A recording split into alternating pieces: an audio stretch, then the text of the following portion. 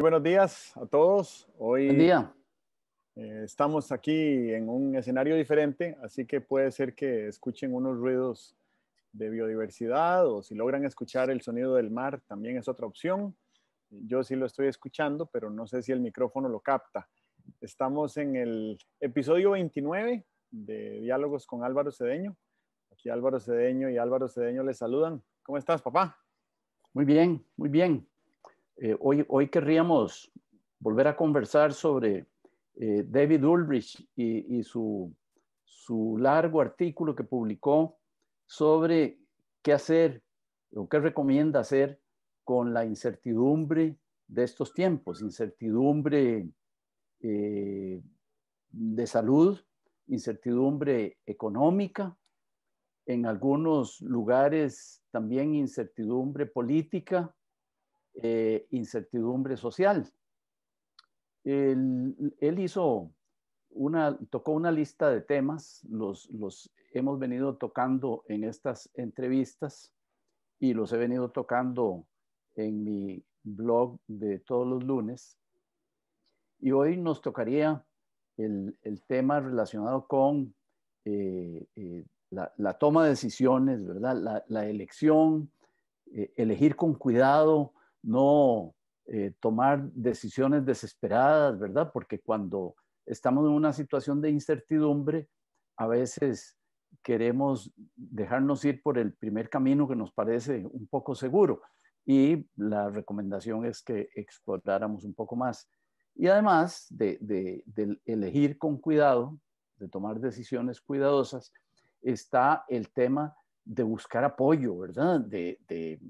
Buscar apoyo no quiere decir buscar consuelo, ni buscar un hombro en el cual llorar, ¿verdad? No, lo que quiere decir es comparar notas, hablar con personas que conozcan más del asunto sobre el cual uno está tomando la decisión, chequear el proceso que uno está siguiendo en la ejecución o en la toma de la decisión, chequearlo con alguien que tenga experiencia y tal.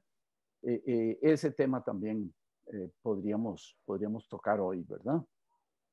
Yo creo que para empezar, podríamos decir que cuando uno en una situación de incertidumbre, digamos que se plantea, bueno, se me redujeron las horas de trabajo, yo quisiera trabajar más. Una vez le decía a un amigo hace muchos años, yo quisiera trabajar más. Y me dijo, ¿pero por qué? Si el ocio es tan valioso, el ocio es tan disfrutable. Y dije, no, no, la verdad es que quisiera tener más ingresos. Y dice, eso es otra cosa. Y bueno, tú y yo sabemos que uno puede trabajar mucho sin ingreso, pero obtener unas satisfacciones enormes de lo que estás haciendo, ¿verdad? Pero bueno, cuando uno necesita ingreso, entonces necesita ver un proyecto que le produzca unas determinadas ganancias o salarios o lo que sea. Bueno, pues que cuando estamos en una situación de incertidumbre, muchas veces tomamos decisiones precipitadas porque la incertidumbre es desagradable, ¿verdad? A pesar de que convivimos con ella a lo largo de toda nuestra vida, es desagradable y siempre queremos salir de ella, ¿verdad? Siempre queremos salir de ella. Hay un deseo de la persona de poder controlar la realidad y la incertidumbre es todo lo contrario, no estamos controlando esta realidad. Y entonces, en ese afán, tal vez compulsivo, apresurado de salir de la incertidumbre, muchas veces tomamos decisiones malas o decisiones inferiores a lo óptimo, ¿verdad? Entonces, la primera recomendación de que se da en estos casos es que usemos un proceso racional de toma de decisiones. Tomar decisiones es muy complicado, ¿verdad? Es muy complicado. He estado en estos días invirtiendo unas horas en escuchar a un antiguo profesor que tuve hace muchos años, hablando de toma de decisiones. Y realmente me ha producido un disfrute enorme porque el tema de la toma de decisiones se utiliza poco, ¿verdad? Aún, dice él, en las escuelas de negocios, en una escuela de negocios, digamos, de grado, donde los chicos se hacen bachilleres o licenciados, no se les enseña mucho cómo tomar decisiones. Se les enseñan unos modelos de toma de decisiones, pero tomar decisiones es otra cosa. Tomar decisiones es poner la carne en el asador, ¿verdad? Y enfrentarse uno a esa incertidumbre, a esa realidad que se ve por allá y apostar. Siempre que tomamos una decisión, estamos apostando a que va a salir bien. Cuando hacemos bien la tarea, hay más probabilidades de que el resultado sea bueno. Pero si hacemos la tarea superficialmente, el resultado no es bueno. Por cierto que señala él que la única forma que hay de aprender a tomar decisiones es tomándolas. Y el único método didáctico que hay para aprender a tomar decisiones es el método de casos, ¿verdad? Que Harvard lo ha usado más de 100 años, creo. Lo inventó para entrenar abogados y luego lo trasladó a la escuela de negocios, ¿verdad? Y de ahí han venido otras escuelas en el mundo trabajando más o menos con casos, ¿verdad? Muchas escuelas de medicina trabajan con casos. Muy interesante esta introducción que me ha despertado varios elementos. Lo primero tal vez es que los procesos de toma de decisión, ninguno garantiza el éxito en la toma de una decisión. No. ¿Verdad? Pero uno puede tomar una mala decisión bien tomada por medio de un proceso que al menos se apegue a algunos criterios para optimizar que esa decisión vaya a ser una decisión de calidad. Sí. Pero definitivamente tomar decisiones no es algo que deberíamos dejárselo a lo aleatorio. Es algo que podemos podemos agregarle rigor, podemos agregarle método, podemos agregarle algunos otros criterios, ¿verdad? Nivel de conciencia, sensibilidad y pensamiento sistémico. Si uno le agrega pensamiento sistémico al proceso de toma de decisión, entonces es más probable que la decisión que tomemos hoy vaya a tener impacto en el tiempo. Claro, claro. Y al respecto estaba pensando también en el ejercicio de paretizar el uso del tiempo. Un día de estos hablabas de Pareto, ¿verdad? De la toma de decisión, que es tratar de que en el 20% del tiempo uno logre 80% del impacto. Claro. Y si uno logra desarrollar ese hábito de que en un tiempo relativamente reducido genera mucho impacto, entonces puede atender diversos asuntos, que yo supongo que así es como realizan el ejercicio de la gerencia los gerentes de grandes corporaciones. Seguramente, ¿verdad? Porque no tienen tiempo para todo. Entonces a la hora de tomar decisiones se aseguran de tener una cantidad de información crítica, no toda, ¿verdad? De nuevo se habla de paretizar la información, entonces tratar de tener el 80% de la información para tomar el 20% de las decisiones, y entonces si uno tiene un criterio de más o menos saber cuándo se siente satisfecho con la cantidad de información que tiene, entonces ya está listo para tomar una decisión en un tiempo relativamente corto y mejorando las probabilidades de que el impacto sea perdurable en el tiempo. Claro. Lo otro es que... Ahí has dicho una cosa bien interesante. Dices, seguramente el gerente de una gran corporación se dedica a los asuntos que tienen el impacto. Él no tiene que rendirle cuentas a nadie, de decirle, ya hice esto, ya hice lo otro y tal, ¿verdad? En los puestos subordinados, sí que uno va haciendo el trabajo que su jefe le exige o, peor, el trabajo que un proceso, a veces pasado de moda, te exige, ¿verdad? En eso, vieras qué interesante que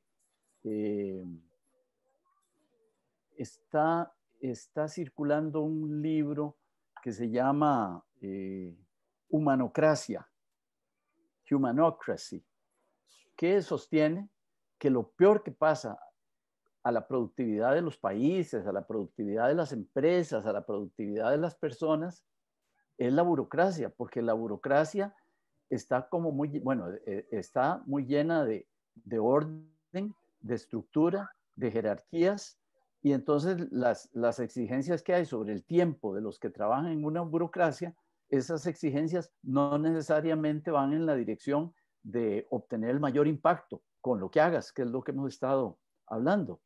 Y entonces es Gary Hamel, que es un muy reputado consultor en algunos lugares. Dicen que es el consultor del momento, ¿verdad? El autor en gestión humana del momento. Y entonces en Humanocracy dice cómo transformar una burocracia en una humanocracia, ¿verdad? Y eso es bien llamativo, porque uno se puede imaginar qué pasaría si le quitáramos elementos de burocracia a las empresas privadas, digamos, porque yo estoy seguro de que los empresarios privados que nos estén oyendo dirían, ah, que burocracia, claro, es en el gobierno. No, burocracia también es en las empresas privadas, ¿verdad? No se detienen a preguntarse, ¿por qué estamos haciendo esto? Sino que ahí va, forma parte de una rutina y lo vamos haciendo independientemente del impacto, ¿verdad? Bueno, perdón, te interrumpí. No, yo creo que es interesante el tema de la burocracia porque de lo que se trata no es de discutir si necesitamos más o menos burocracia. Esa pregunta no nos conduce a ningún lugar de valor. La pregunta es, ¿cómo hacemos para tener mejor burocracia? Y yo Sí, le agregaría una membrana tecnológica a la pregunta, que es, ¿cuánta burocracia podemos automatizar? Entonces, si uno ajá, tiene buena burocracia y además automatiza algunos procesos, entonces el impacto o el alcance que va a tener la gestión de esa burocracia es muchísimo mayor. Yo diría, podría ser exponencial. Entonces, si uno le dice a una organización hoy en día, privada o pública, que a través de un proceso de mejoramiento de la burocracia y de automatización de algunos procesos, el impacto que cada funcionario tenga en la misión de la organización va a ser 10 veces mayor al actual.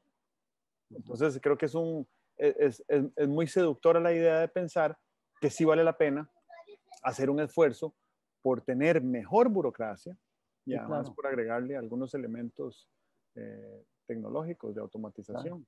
¿Cómo no? Y cuando te pones a ver, te pones a ver el gasto en, en factor humano, ¿verdad? En una burocracia, y te preguntas, ¿cuál es la contribución de todos esos niveles? El que está sellando papeles, poniéndoles firma, archivándolos, o poniéndolos en orden, no sé, ese está aportando muy poco.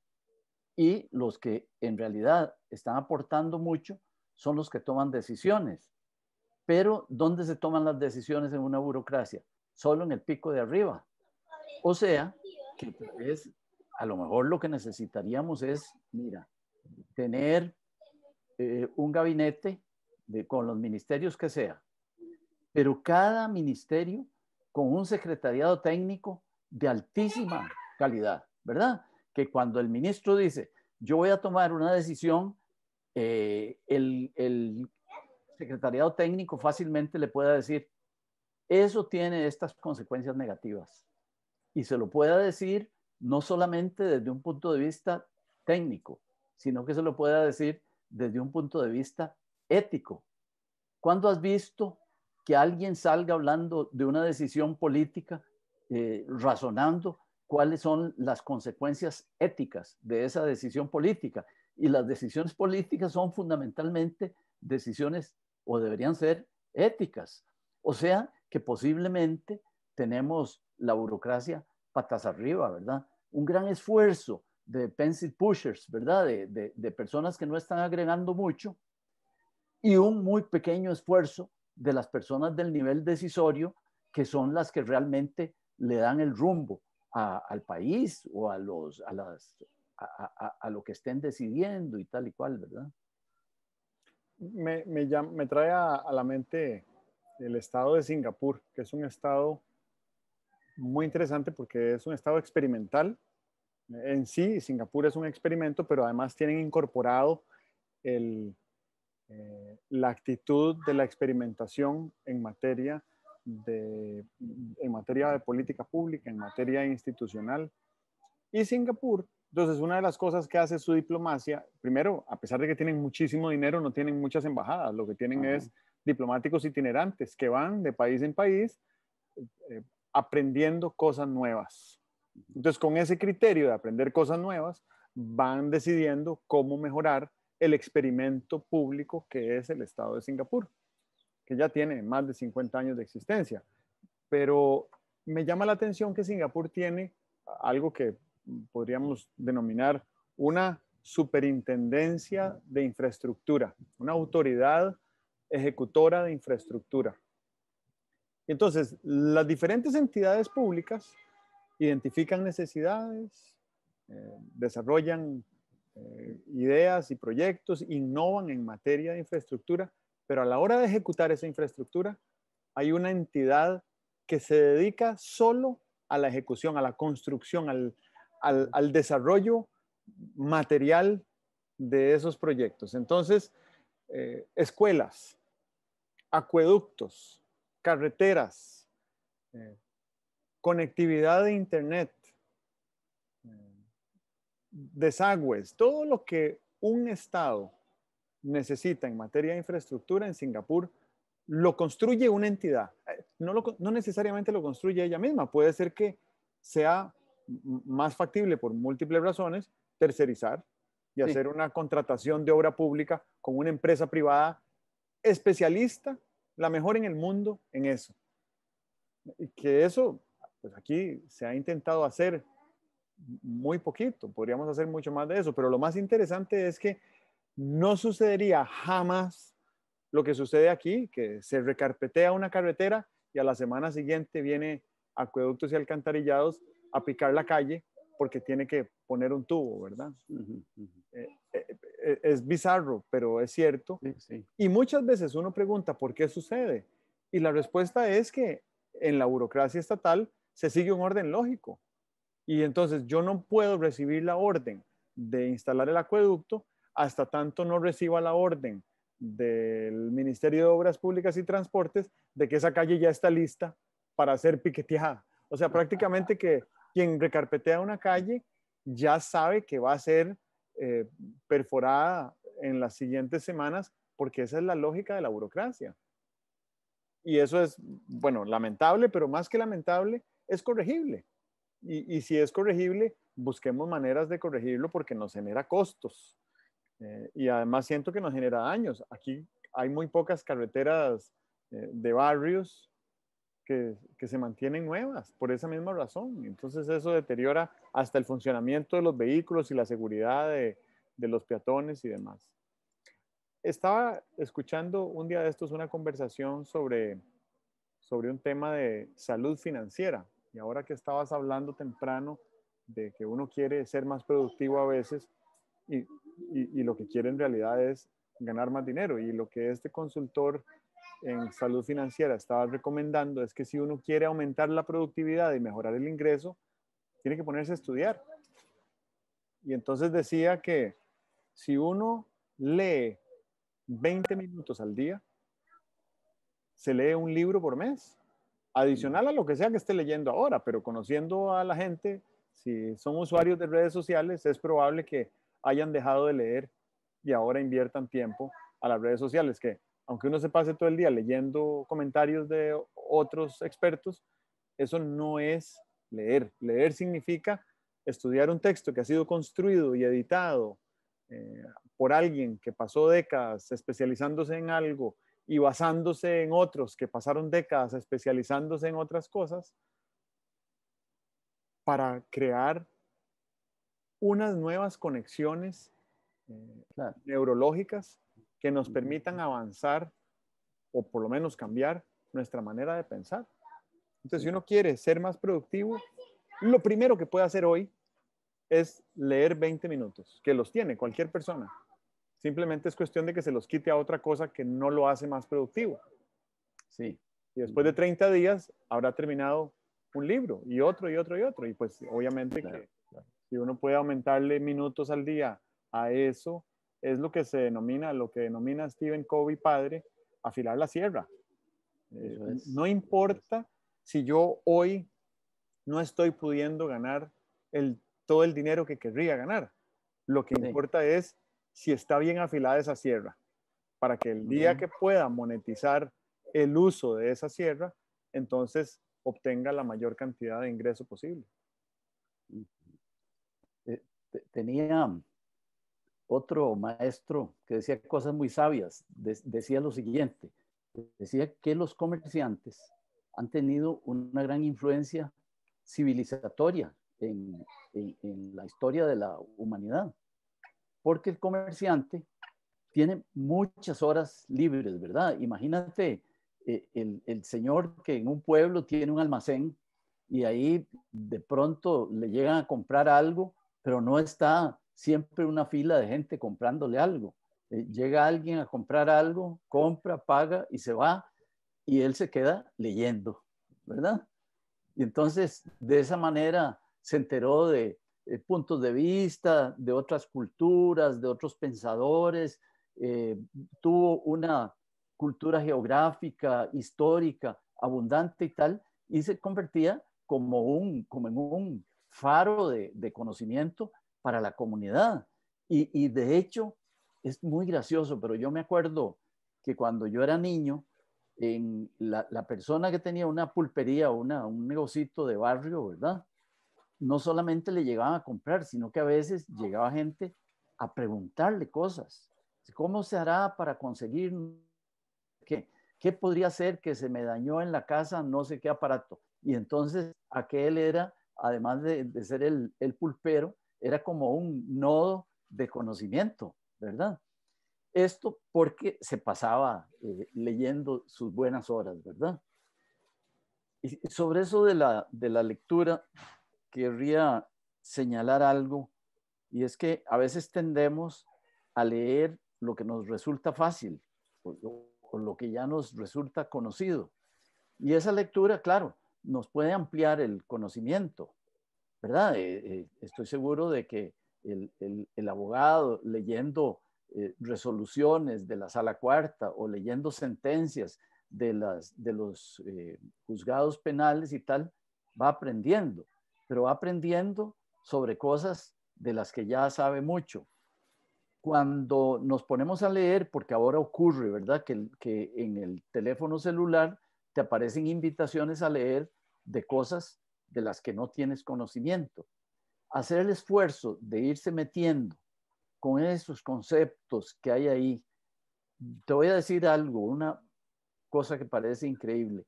Aunque no entiendas un artículo de una determinada materia, estás haciendo lo que decías tú, que es preparando esos caminos neuronales que posteriormente podrán ser transitados por conocimiento ya más agarrado por ti. Ya no vas a tientas recorriendo un camino desconocido, sino que ya vas pasando conocimiento con el cual estás familiarizado. O sea que la lectura debería ser lectura no solamente de temas que uno conozca, sino de temas que desconozca. Claro, definitivamente. Y lo hemos dicho muchas veces acá, salirse de la zona de confort es algo que promueve la creación de nuevo valor. Y entonces o nos salimos voluntariamente de nuestras zonas de confort o alguna circunstancia externa un día nos puede sacar de nuestra zona de confort. Creo que además, si nosotros tenemos la actitud de tratar de salirnos voluntariamente de ellas, es más probable que si un día sucede una circunstancia exógena que te saca de una zona de confort, no te va a generar tanta incomodidad y tanta frustración, ni te va a traer tanta incertidumbre. Yo creo que si uno es una persona abierta a la exploración y a la aventura, vamos a ver, a la aventura intelectual o a la aventura social, de tratar de conocer, de vivir nuevas experiencias, entonces cuando uno está en un lugar donde no conoce la salida o no conoce lo que hay al otro lado de una montaña o de una loma, no se va a sentir incómodo, se va a sentir desafiado, se va a sentir atraído, se va a sentir energizado por esa circunstancia. Es un paquete de actitudes y yo siento que ese paquete de actitudes se desarrollan, no son habilidades innatas, sino que son capacidades desarrolladas, ¿verdad? Eso es bien interesante porque yo creo que hoy en día nuestra sociedad está persuadida de la importancia, por ejemplo, del ejercicio físico. Y todos sabemos que valoramos mucho el descanso, por ejemplo, ¿verdad? Valoramos mucho estar sentados en un sillón viendo un programa que no nos demande mucho en la televisión, pero sabemos que eso no es lo que nos da más vigor, más apertura, etcétera. Por eso los gimnasios son ahora tan frecuentes, ¿verdad? Ahora con el confinamiento, ves los gimnasios virtuales. Hay decenas de gimnasios virtuales que te ponen programas de ejercicios y tal y cual, porque ese confort de estar sentado en el sillón, ¿verdad? De ser una papa de sillón, como la llaman los norteamericanos, es perjudicial. Y entonces lo que necesitamos más bien es contrariar un poquito esa tendencia y ejercitarnos. Bueno, lo mismo creo que ocurre con nuestra vida intelectual. Uno puede estar muy tranquilo pensando en las cosas que conoce y con las que se siente tranquilo, pero sabemos que es importante que de pronto algo te desafíe, te conmocione, te movilice, te haga perder el norte, ¿verdad? Cuando la brújula baila porque pasaste por un lugar magnético y entonces ya el norte no es donde estabas pensando que estaba el norte, eso da lugar a un crecimiento, ¿verdad? Claro. Muy interesante porque, bueno, a ti te gusta mucho la biología.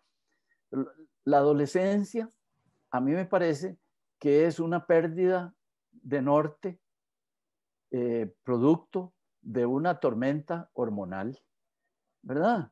Y entonces pasamos de ser niños a ser jóvenes adultos gracias a esa tormenta hormonal que nos convierte en otras personas. No quisiéramos volver a ser niños de 11 años, ¿verdad?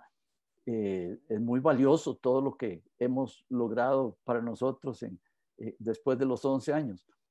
Y bueno, yo creo, mira, si hubiera una encuesta y le preguntáramos a las madres, que son las que más nos han querido en el mundo, ¿usted estaría de acuerdo en que este niñito de 11 años sufriera un sacudón que lo convirtiera en joven adulto? Las madres siempre irían posponiendo eso, ¿verdad? Y entonces llegaríamos a ser adolescentes de 28 años, ¿verdad? Bueno, afortunadamente el reloj biológico dice, ahora a los 12, la tormenta hormonal y el muchachito se va convirtiendo en un señor, ¿verdad? Bueno, yo creo que nosotros deberíamos darnos a nosotros mismos ciertos shocks para sacarnos de la zona de confort, como decías antes, y a ver qué pasa. Siempre pasarán cosas nuevas. ¿Por qué siempre pasarán cosas nuevas y positivas? Porque yo creo que tenemos una gran capacidad de convertir insumos en realidades, en resultados positivos. Vamos, somos un transductor de experiencias que las convierte en buenas cosas, ¿verdad? Nadie se va a perder por enfrentarse a unos conocimientos nuevos, ¿verdad? Nadie va a perder su identidad por transitar por caminos nuevos o por abandonar rutinas, etc.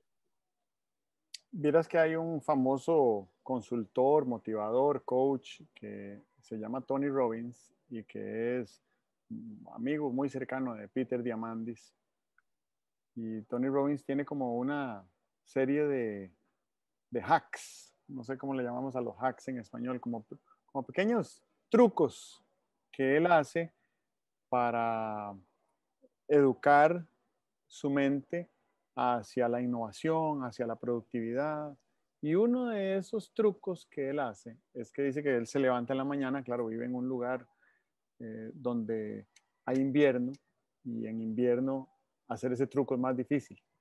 Y el truco es salir a una poza que hay en el río enfrente de su casa y sumergirse completamente y salirse. Solo que cuando está nevado y a 0 grados o más fría el agua, es más difícil hacer eso recién levantado. Pero dice que lo hace porque dice que cuando no tiene acceso a esas condiciones naturales o cuando no es invierno, apenas se levanta, se mete a la ducha y abre el agua fría. Y Ajá. se da un duchazo de agua fría y cierra e inicia su día así. Dice que lo hace porque de esa manera él le enseña a su mente que cuando él dice vamos, vamos, ¿verdad? Porque muchas veces uno dice, yo debería de ponerme a leer. Voy a leer 20 minutos al día, pero voy a empezar el 1 de enero, ¿verdad? Con el año voy a empezar. Y claro, si yo pospongo 100 días el inicio de una meta pequeñita, Sí, claro. así, pues sabemos que después de 6 días de meta no va a quedar mucho de ella. Hay cosas que hay que iniciarlas hoy.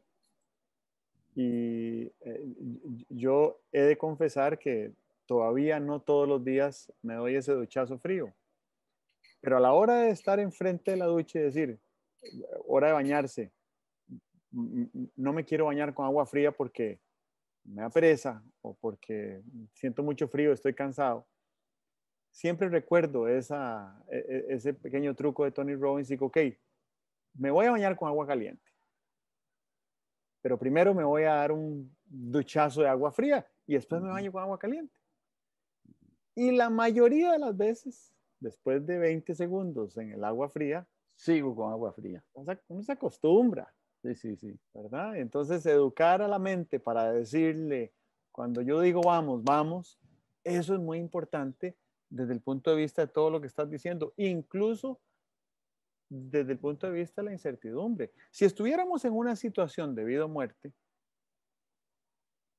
entonces uno no palanganea, ¿verdad? Uno no va a procrastinar la toma de la decisión necesaria para sobrevivir, porque nuestro cerebro está diseñado para la supervivencia. Y ahora que hablábamos de infraestructura, el neocórtex de hecho es una adaptación infraestructural que sufrió el cerebro humano hace unos 200.000 años, que automatiza, hablando de automatización de la burocracia, automatiza la toma de las decisiones que promueven la supervivencia, principalmente en 3 funciones básicas, que son huir, si hay que huir y si es posible, luchar, si es necesario, o desmayarse, ¿verdad? Hacerse el muerto. Que eso, pues a veces uno se desmaya del susto.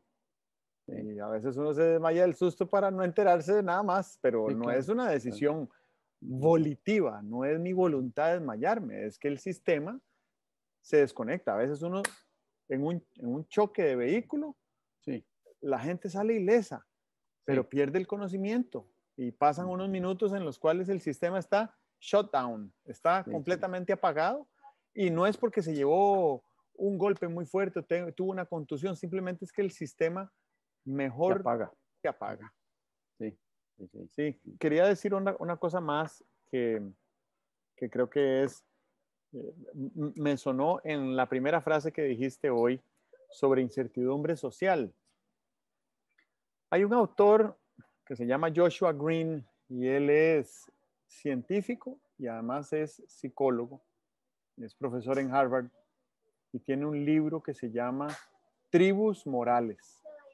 Y en ese libro él hace una demostración científica de que genéticamente el ser humano está programado para saber qué es lo que más le conviene a sí mismo y a su tribu, entendida la tribu como un grupo relativamente reducido de personas, unas 160 personas, un clan, ¿verdad? O una familia numerosa hoy en día.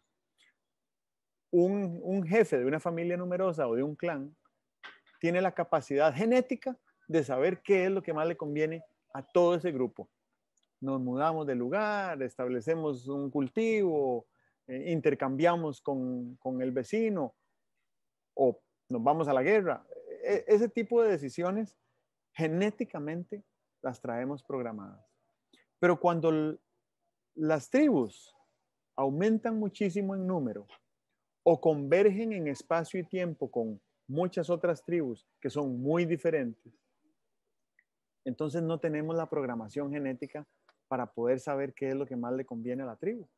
Y eso Claro. deriva en un montón de problemas sociales y económicos que incluso creo que muchos caben dentro de una gaveta que podríamos denominar la tragedia de los comunes. Y bueno, la tragedia de los comunes, dice Joshua Green, no es otra cosa más que el hecho de que las tribus en las que vivimos hoy en día son demasiado numerosas y no sabemos qué es lo mejor para nuestra tribu y mucho menos para la tribu vecina. Y menos aún para una tribu que ni siquiera sabemos que existe y que no vemos y que su presencia nos tiene sin cuidado.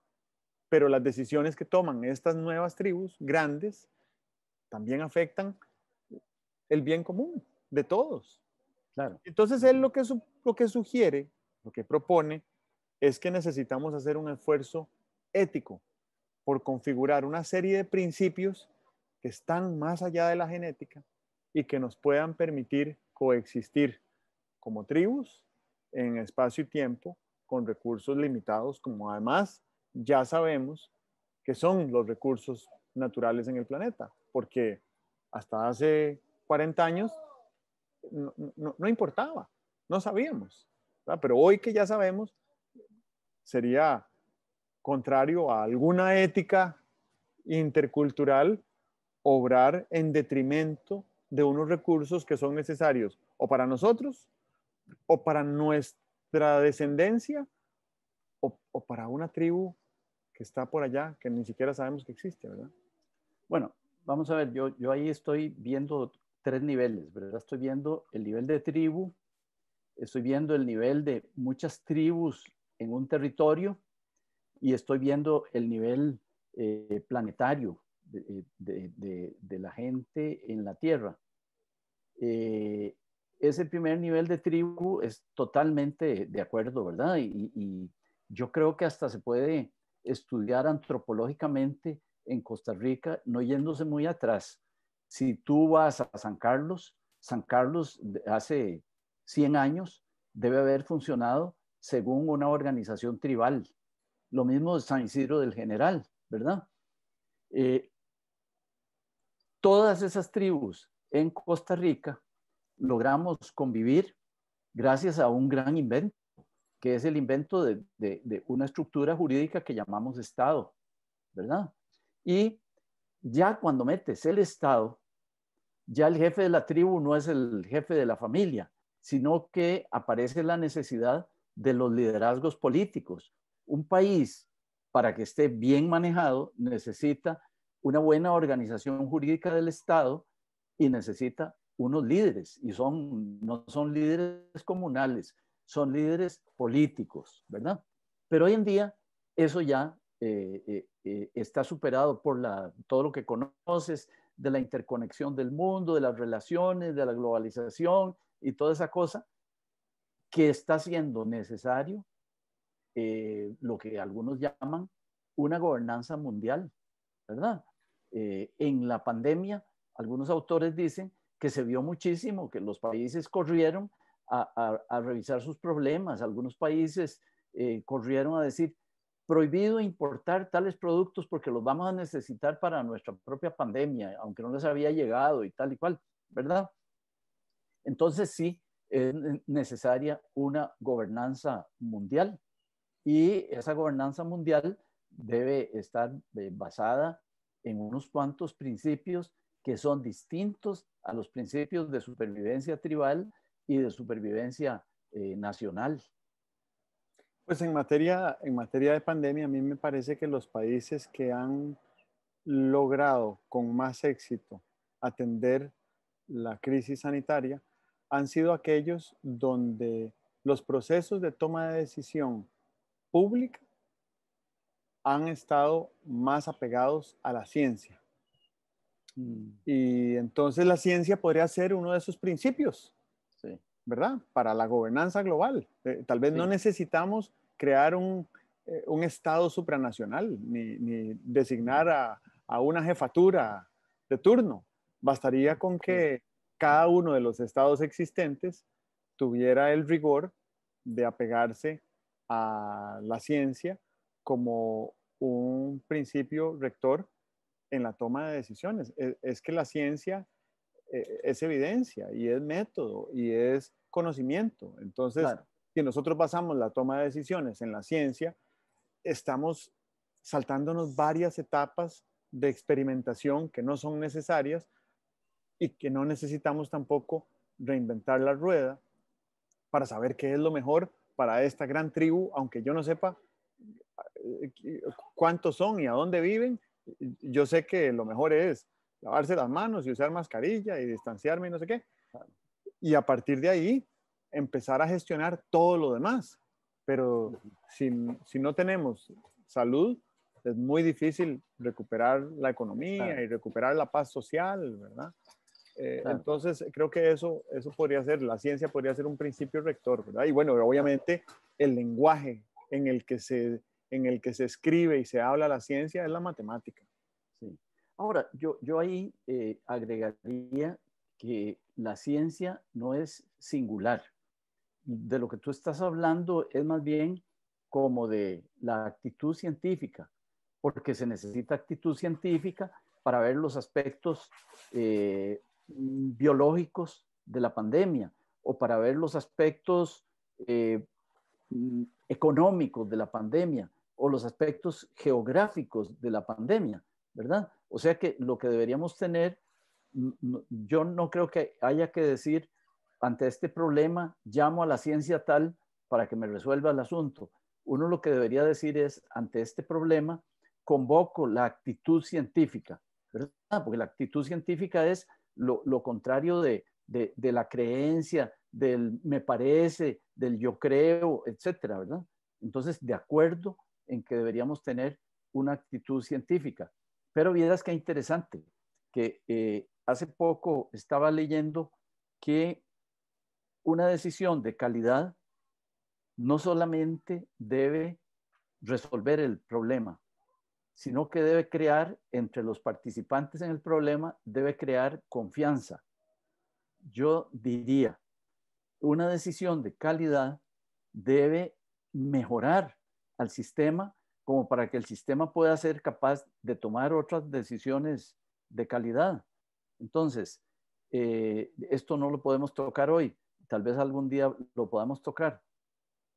Una gran dificultad que tenemos para resolver el problema económico en que está metido Costa Rica es un problema de falta de confianza, porque se ha venido deteriorando por una serie de razones. Ahora la solución debería, por lo menos, no empeorar el nivel de confianza y por lo más debería mejorar el nivel de confianza. Y tiene que ser posible buscar una solución que no solamente resuelva el problema, sino que nos haga confiar más los unos en los otros. A eso se le llama, lo llama Juan Antonio Pérez López, el criterio de consistencia de las decisiones. Interesante. Muy interesante y tal vez deberíamos de dedicarle un tiempo a ese tema en otro momento, porque sí siento yo que esa es y creo que lo dijiste un día de estos, es la moneda fundamental de una sociedad y de una Claro. economía, de un mercado y de un gobierno, ¿verdad? Sí, sí, sí. La Eso confianza. es. Bueno, vamos terminando, creo que se nos alargó hoy. Bueno, bueno, muy bien. Ok, Que estén muy bien. gracias, igualmente. Ahí Disfruten la conversamos. playa. Ok. Sí, nos vemos. Chao. Adiós. Chao. Adiós.